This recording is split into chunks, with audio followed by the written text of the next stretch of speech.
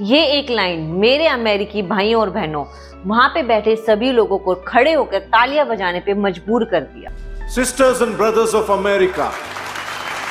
जी हाँ, आज मैं जिनके बारे में आपसे बात करने जा रही हूँ वो हैं स्वामी विवेकानंद जी। वही स्वामी विवेकानंद जी जिन्होंने भारतीय युवा पीढ़ी को कहा, उठो और जब तक लड़ो जब तक कि आप अपने लक्ष्य को ना पालें। स्वामी विवेकानंद जी का जन्म 12 जनवरी 1863 में हुआ। उन्होंने कलकत्ता के बंगाली परिवार में जन्म लिया। उनकी माँ का नाम भुवनेश्वरी देवी था और उनके पिता का नाम विश्वनाथ दत्ता था।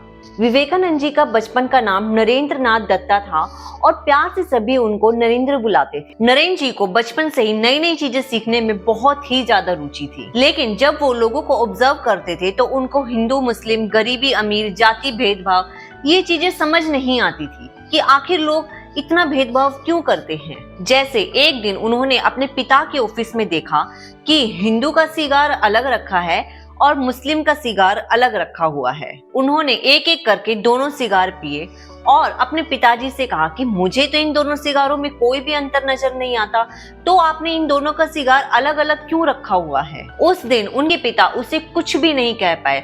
आखिर वो खुद सोच में पड़ गए, आखिर बात तो नरेंद्र ने बिल्कुल सही कही थी। सन 1871 में वे मेट्रोपॉलिटन इंस्टीट्यूट में पढ़ाई करने लगे और वो बचपन से ही पढ़ाई में बहुत अच्छे थे। सन 1879 में उन्होंने प्रेसिडेंट्स कॉलेज में अपनी पढ़ाई को आगे जारी रखा। मेट्रोपॉलिटन इंस्टीट्यूट में वह अपने गुरु ईश्वर चंद्र विद्यासागर जी से मिले, जिन्होंने उस टाइम पे विधवाओं को दोबारा शादी करने का मौका दिया था। उनसे नरेंद्र को बहुत कुछ सीखने को मिला। उन्हें किताबें पढ़ना बहुत अच्छा लगता था और वो धार्मिक किताबें बहुत ज्यादा पढ़ते थे, लेकिन धीरे धीरे उनके मन में भगवान को लेकर बहुत से सवाल उठते थे। उनको अपने सारे सवालों का जवाब श्री रामकृष्ण परमहंस जी के पास जाकर मिला। जब विवेकानंद जी ने उनसे पूछा, क्या आपने भगवान को देखा है, तो उन्होंने कहा, हाँ मैंने भगवान को देखा है और मैंने उन्हें वैसे ही देखा है जैसे मैं इस टाइम तुम्हें देख रहा हूँ। विवेकानंद जी कहते थे, दूसरों का दुख समझना बिल्कुल आसान नहीं होता जब तक आप खुद उस दुख से ना गुजरे। उनके पिता के मरने के बाद उनको पता चला कि आखिर गरीबी क्या होती है और उस टाइम उन्हें समझ आ गया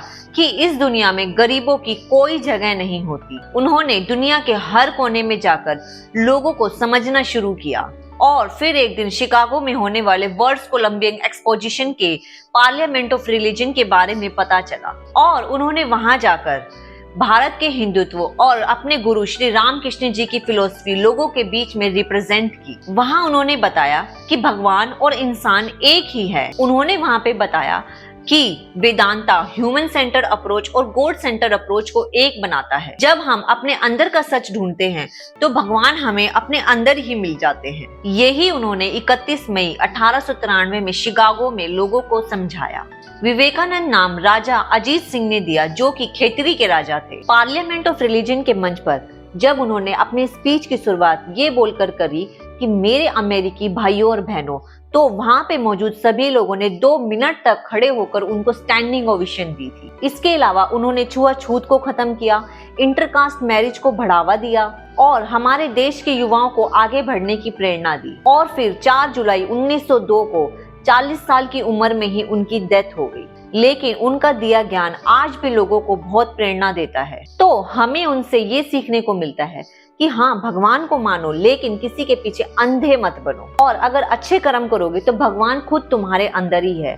किसी का बुरा मत सोचो और बुरा मत करो। भगवान भी उन्हीं का ही साथ देते हैं जो मेहनत करते हैं, अच्छे कर्म करते हैं। स्वामी विवेकानंद जी की लाइफ से जुड़ी कुछ बातों के साथ लेते हैं अलविदा और फिर मिलते हैं नेक्स्ट इंटरेस्टिंग वीडियो के साथ। और अगर आपको मेरी वीडियो अच्छी लगी तो प्लीज वीडियो को लाइक और सब्सक्राइब जरूर करें। Thank you so much.